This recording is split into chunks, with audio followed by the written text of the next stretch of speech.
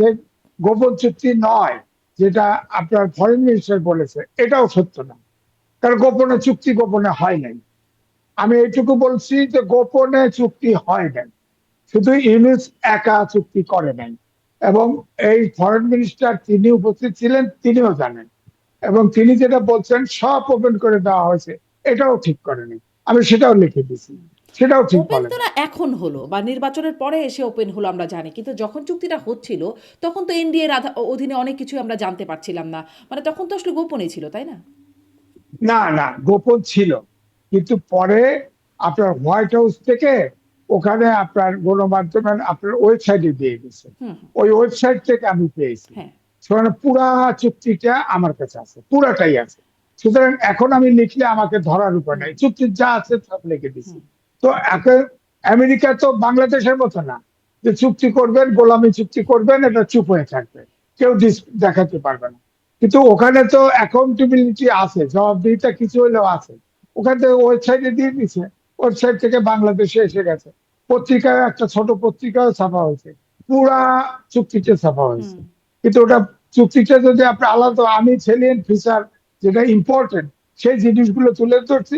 Second track দিতে গেলে 1 পৃষ্ঠা লাগবে, তো 1 পৃষ্ঠা জায়গা দিয়ে করতে পার বলেন। আর তাহলে এক ধরেন পৃষ্ঠা ওইভাবে এত পড়েও মানে আমাদের সংসদে দেখছি আমরা আসলে যেই বাহাস হচ্ছে কে মুক্তিযোদ্ধা কে রাজাকার, কার কি ভূমিকা ছিল, যেটার আসলে কথা হিসাবে নিঃসন্দেহে খুবই গুরুত্বপূর্ণ, বা ঐতিহাসিকভাবে খুবই গুরুত্বপূর্ণ, কিন্তু এটার ইফেক্ট কি, মানে এটা বলে কি হচ্ছে সেই প্রশ্নটা যেমন আসছে। অন্যদিকে এই যেগুলোতে কাজ হবার জায়গা, যে এই যে চুক্তি হয়ে যাচ্ছে, 7 দিনের মধ্যে বাতিল করার ক্লজ ছিল, 7 দিন চলে গেছে, এখনও কিছু আছে কিনা জানি না, সেই বিষয়ে কোনো আলোচনা না, একদম বেমালুম হচ্ছে না, মানে সবাই যেন এটা ভুলেই গেছে এই বিষয়ে কথা বলার কথা। রুমিন ফারহানা বললেও তাকে চুপ করিয়ে দেওয়া হলো, বিধি বহির্ভূত হিসাবে কথা বলতে পারলেন না। মানে গুরুত্বপূর্ণ বিষয়গুলো নিয়ে সংসদে মাথা ঘামানো হচ্ছে না। আমি দেখছিলাম টিআইবির একটা আমি টিআইবিকে রেফার করে বিভিন্ন পত্রিকা লেখে যে প্রতি মিনিটে সংসদে খরচ হয় 2,72,364 টাকা, মানে ব্যয়, পরিচালন ব্যয়। এত টাকা খরচ করে অকাজের কথা হচ্ছে কি সংসদে? আপনি যদি এখন আমি সংসদে কথা বলতাম, আমাকেও আপনি চুপ করে দিতেন, আপনি স্পিকার হলেন। এখন আমাকে চুপ করতে পারতেন, আমাকে খোঁচাচ্ছেন কথা বার করার জন্য। কিন্তু আমি ইনডাইরেক্টলি সব বলে দিছি তো। হুম। কারণ এই চুক্তি বাতিল হচ্ছে না, চুক্তি অলরেডি ডেট এক্সপায়ার হয়ে গেছে, বাতিল হচ্ছে না। আমরা এ দেশে নতুন করে যদি আন্দোলন সংগ্রাম না হয়, তাহলে এই চুক্তি বাতিল হবে না। এবং আমরা পুরোপুরি আমেরিকার বলয়ে ঝুঁকে পড়েছি। এখন এখন আমরা চীনের পক্ষে যাব না আমেরিকার পক্ষে থাকবো, এই প্রশ্নটা আসে গেছে। মাঝামাঝি থাকার যে আগে যে আমাদের পররাষ্ট্রনীতি ছিল, সবার সাথে বন্ধুত্ব, কারোর সাথে শত্রুতা নাই, এই চুক্তির ফলে সেই জায়গা আর নাই। হ্যাঁ, আমেরিকাও বেল্ট অ্যান্ড রোড ইনিশিয়েটিভ নিচ্ছে, সেখানেও বাংলাদেশকে চায়। আমেরিকা তো আমাদেরকে চাই, কারণ তার তো এই দক্ষিণ এশিয়াতে কোন স্ট্র্যাটেজিক জায়গা নাই। তারও হুম। হয়তো অনেক জায়গায় আপনি দেখেন, তার 80টা দেশে বললাম তো সেনা ঘাঁটি আছে, দক্ষিণ এশিয়ার মধ্যে নাই। সেখানে যদি ধরেন আমাদের যদি আহ আপনার সমুদ্র বেল্টে কোথাও ঘাঁটি করতে পারে, সমস্যা কি? সমস্যা কি? আবার এছাড়া আরো অনেক প্ল্যান আছে। ধরেন আমি জানি, আমি আজ থেকে 15 বছর আগে এই চিটাগাং হিল ট্র্যাক থেকে শেরপুর পর্যন্ত পাহাড় দিয়ে হেঁটেছি এবং 6টা রিপোর্ট করেছি আমি। তখন আমি দেখেছি যে আমাদের হিল ট্যাক্সে বাঙালি ছেটেলার ছাড়া আর বাকি যারা আছে তার 98% খ্রিস্টান হয়ে গেছে। এবং ওই অঞ্চলটি ফাইনালি একটা প্ল্যান আছে যে একটা খ্রিস্টান রাষ্ট্র হওয়া, হুম। এই পরিকল্পনাও কিন্তু আছে। এখন আমরা ওটার তো ভিতরে ঠিক এই ঢুকতে কথা যাচ্ছি বলেই তো কিনা জানি শেখ না। হাসিনা, মানে তিনি বললেন যে এইসব কথা বলেই তিনি বিরাগ ভাজন হলেন এবং এই কারণে ক্ষমতা থাকতে, তাহলে তো শেখ হাসিনা যে স্ট্যান্ড নিয়েছিলেন সেটাই তো টিকে যায়। না, সেটা শেখ হাসিনা অনেক কথাই ঠিক করেছে, কিন্তু চুরি ধরেও তো বেসামাল করেছে। তার তো হিসেব বিকাশ নাই। সে গুড ম্যানেজার ছিল, এটা ঠিক, কিন্তু চুরিও তো করেছে। কারণ এই যে মেট্রো রেল হুম। করেছে, ফ্লাইওভার করেছে, চুরিও করেছে। একটা বালিশ তুলতে atomic, Rooppur atomic energy commission এখন অপারেশনে যাবে, 3 মাস পরে ওখান থেকে বুদ্ধি পাবো। কিন্তু আমরা তো কাহিনী শুনেছি, একটা হারিকেন আপনার 12 তলায় তুলতে কয়েক হাজার কোটি টাকা লেগেছে, একটা বালিশ তুলতে কয়েক হাজার কোটি টাকা লেগেছে। এটা তো ঘটেছে, তো ঘটেছে। সুতরাং এখন ওখানে বলা হয় যে ওখানে কয়েক কয়েক মিলিয়ন ডলার ওখান থেকে লুটপাট হয়েছে। সুতরাং এটা তো ফিজিবিলিটি স্টাডি এখন কতটুকু বিদ্যুৎ দিবে, ধরুন 3 মাস পরে হুম। 300 মেগাওয়াট বিদ্যুৎ পাওয়া যাবে, এটা আমাদের জাতীয় গ্রিডে যুক্ত হবে। 300 মেগাওয়াটে তো আমাদের পূরণ হবে না, আমাদের মানে আপনি ডিমান্ড যেটা পূরণ বলছেন হবে না। চুরি, দুর্নীতি নিশ্চয়ই সেগুলোর কথা এখন তাদেরকে জিজ্ঞেস করে তারাও বলে যে হ্যাঁ, অনেক কিছু হয়েছে। কিন্তু হয়তো যেই লেভেলে হয়েছে সেই লেভেলে তারা স্বীকার করে না। কিন্তু এটা হয়েছে। কিন্তু ধরেন ওই যে যেই কথাগুলো আপনি বলছিলেন যে খ্রিস্টান রাষ্ট্র করবার একটা মানে উদ্যোগ আছে বা ঘাঁটি করা বা চুক্তি, গোলামি চুক্তি মানে এগুলোর বিরোধিতা তো তিনি শক্তভাবে করতেন বলে তিনি দাবি করতেন এবং তার কারণেই তাকে বিরাগভাজন হতে হয়েছে বলে তিনি পরেও দাবি করেছেন। হতে পারে, কিন্তু তিনি তো প্রায় 30টার মতো সমঝোতা সমঝোতা এবং চুক্তি করেছে, সব তো ভারতের অনুকূলে করেছে। হুম, ভারতের অনুকূলে আমি লেখা দিছি হুম, যে ট্রানজিটের নামে করিডোর দিছে, আমি লেখা লিখেছি, বাংলাদেশের কোনো পত্রিকা ছাপে না। আপনি বলেন বাংলাদেশটা কোন জায়গায় আছে?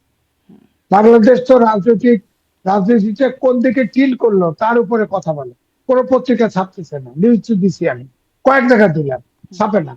বললাম যে ভাই পয়সা দিয়েন না, তাও ছাপে না। বলেন তাহলে বিরাট বাজানো হবে, ভারত বিরাট বাজানো হবে, সেখানে কেউ ছাপে না পত্রিকা। তো এই হলো অবস্থা। সুতরাং আপনি আমেরিকার মতো করে ভাবলে তো বাংলাদেশে চলবে মানে না। ধরেন আপনার জন্য বাংলাদেশ বিষয়টা বাংলাদেশ ওরকমই আছে। আগেও আপনার লেখা যখন আপনি বিরাগভাজন হওয়ার মতো কিছু বলতেন ছাপা হতো না, আর এখন বললে গায়েব হয়ে যাবার মতো একটা ভয় পাচ্ছেন। কিন্তু মানে যে কারণে শেখ হাসিনার সমালোচনা মানে আমরা আমরা সবাই খুব শক্তভাবে যে ভারতের আপনি যেটি বলছেন যে অনেক চুক্তি করেছে, সমঝোতা করেছে, অনেক গোলামি চুক্তি যেটি আসলে জানছিলাম যে প্রকাশ করে দেবে ইউনূস সরকার, সেটা তো প্রকাশ হলোই না, আবার নতুন করে এনডিএ এবং এই চুক্তি হলো। তাহলে সেই একই দোষে যদি দুষ্ট হয় তাহলে ওই সরকারকে গালি মানে এই গ্রাউন্ডে গালি দেবার কি ভ্যালিডিটি আছে বা স্ট্যান্ড আছে? না আছে। আমি ট্রানজিটের নামে করিডোর দিয়েছে, করিডোর তো ভয়াবহ জিনিস, এটাকে ট্রানজিট নাম চালাইছে, এটা আমি লিখেছি। আমি বলেছি ট্রানজিটের নামে কেন এটা করিডোর, আমি তার ব্যাখ্যা দিয়েছি। করিডোর কাকে বলে, ট্রানজিট কাকে বলে আমি বলেছি। কারণ হচ্ছে যে তারা আপনার কলকাতা থেকে আপনার ট্রেন যাবে, হুম, এই ট্রেন যাবে যা 7 সিস্টারে গিয়ে আবার আমাদের ওই রুট দিয়ে ফেরত যাবে, এটাকে বলা হয় করিডোর। কারণ করিডোরে আমাদের কোনো নিয়ন্ত্রণ নাই, এটা করিডোর। আমরা ওই যে তিন 3 বিঘা করিডোর পাই না, ওরকম করিডোর। ওখানে ভারতের জায়গা আমাদেরকে নির্দিষ্ট সময় করে দেয়, যায় আসে। তো এই করিডোর দিছে তো, সে এটা তো আমি তো মনে করব যে এটা তো চুক্তি, গোলামী চুক্তি সব ভয়াবহ, খারাপ, খারাপ চুক্তি। একটা যে এলাকার হুম। এক জায়গার করিডোর দিল। এখন ধরেন 7 সিস্টারে সবসময় তো অনেকে স্বাধীনতা চায়, অনেকে আন্দোলন করে। এখন ধরেন ওই ট্রেন দিয়ে অস্ত্র শস্ত্র বয়ে নিয়ে চলে গেল, আপনি কি করবেন? আপনি চেক করারও অধিকার নেই। মানে আমার প্রশ্নটা করিডোর তো এখানেই যে শেখ হাসিনা দেশবিরোধী গোলামি চুক্তি করে গেছেন, তার জন্য তার একটা পরিণতিও বহন করতে হয়েছে, তার অনেক সমালোচনা আছে। এখনও যদি মানে সেটি ভারতের স্বার্থে, এখনও যদি আমেরিকার স্বার্থে গোলামি চুক্তি হয় এবং সেই বিষয়ে যদি চুপও থাকে সরকার এবং বিরোধী দল সবাই চুপও থাকে এবং ইউনূস সরকার করে টোরে চলে গেলেন, মানে পার্থক্যটা কি হলো? গোলাম তো গোলামই রয়ে গেল। পার্কে ধরেন 55 বছর দেশ স্বাধীন হয়েছে, অনেক সূচকে এগিয়েছে, রাজনৈতিক সূচকে তো আমরা পিছিয়েছি। আমাদের দেশে গণতন্ত্রের লেশ আছে, বিচার বিভাগের স্বাধীনতার লেশমাত্র আছে, আইনের শাসন আছে, কিছুই আমরা অর্জন করতে পারিনি। হুম, তা আমরা তো মুক্তিযুদ্ধ করেছি, আইয়ুব খানের মৌলিক গণতন্ত্র ছিল। আগে এমএনএ তৈরি করতো ইউনিয়ন কাউন্সিলের চেয়ারম্যানরা ভোট দিয়ে, আমরা এক ব্যক্তি এক ভোট আন্দোলন করে রাজি করেছি। হ্যাঁ, তখন আওয়ামী লীগ নেতৃত্ব দিয়েছে, বঙ্গবন্ধুর নেতৃত্ব দিয়েছে, এক ব্যক্তি এক ভোট, অর্থাৎ ডাইরেক্ট ডেমোক্রেসি যাকে বলে, সেটা আমরা এনেছি। ভোট হয়েছে, পূর্ব পাকিস্তান মেজরিটি পেয়েছে। এখন আপনি বলেন যে ভোটটা দেশ স্বাধীন হওয়ার পর থেকে আর ভোট ঠিক মতো হচ্ছে না, অর্থাৎ মেজর ভোট ক্রাইসিসটা হয়ে গেল শেখ হাসিনার শেষের 3 চার, এটা তো ভোটই হলো না। এই ভোট না হওয়ার কারণে, ভোটটা যদি হতো, যে যেতে জিততো, ভোটটা যদি হতো, তাহলে কিন্তু দেশে এই ক্রাইসিসটা তৈরি হতো না।